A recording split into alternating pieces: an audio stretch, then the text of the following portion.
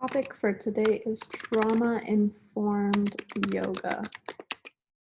And there's some key factors that I really want to talk about in this video. And some of those are, what is trauma?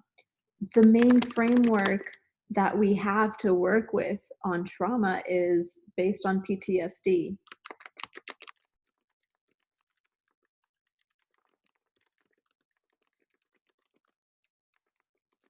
PTSD is really the only medicalized traumatic experience that we can talk about and accept as a culture in American society.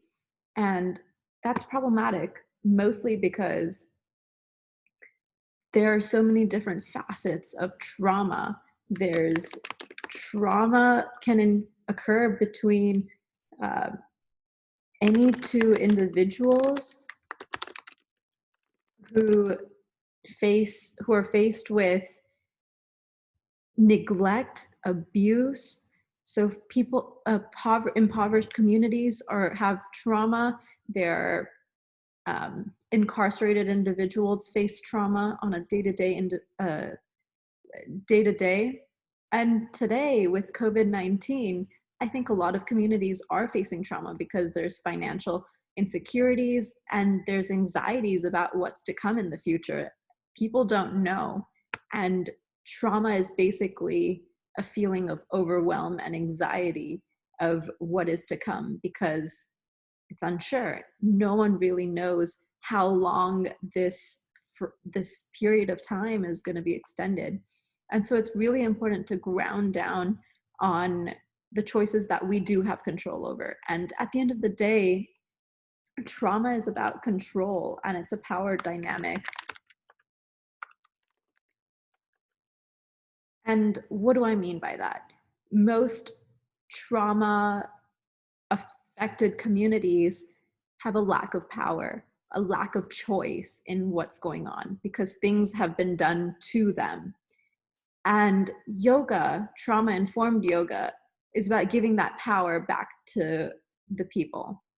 And what we have to do in order to be a trauma-informed yoga class and yoga instructor is we have to give students the choice. And it could be as simple as reframing commands into suggestions.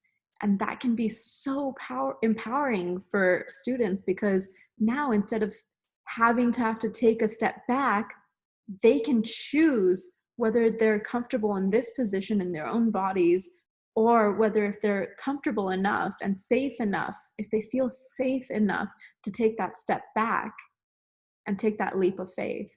And some students won't be. They won't feel that safety, comfort, and they won't feel empowered to take that step. And that's okay. And it's the responsibility of us as yoga teachers in order to make their choices seem valid. And that's really important. So choices need to be validated. And so often in yoga classes, and I see this all the time, is yoga teachers have this idea of what is right and what is wrong in their class, and they feel the need to enforce that on the students so that, and it's completely, it's misguided, but it is unintentional. And what I'd like is for more yoga practitioners to understand that as yoga teachers, we can only do so much. We can only guide them. And that's really important for us to think of ourselves as guides rather than as someone who needs to reward and punish students, because that is outside of our scope of practice, really. We are not the enforcers. We're here to guide students on a journey. And it's the students who will go through that, and they should decide where it is they feel they belong in that journey.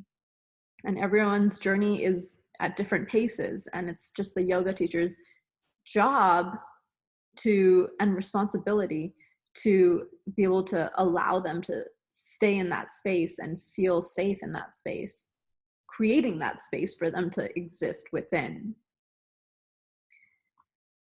So another topic I really like to, bring up is language. How each choice that each class has a myriad of opportunities for students to grasp and make choices for themselves. And most trauma inflicted people have been stripped of that choice.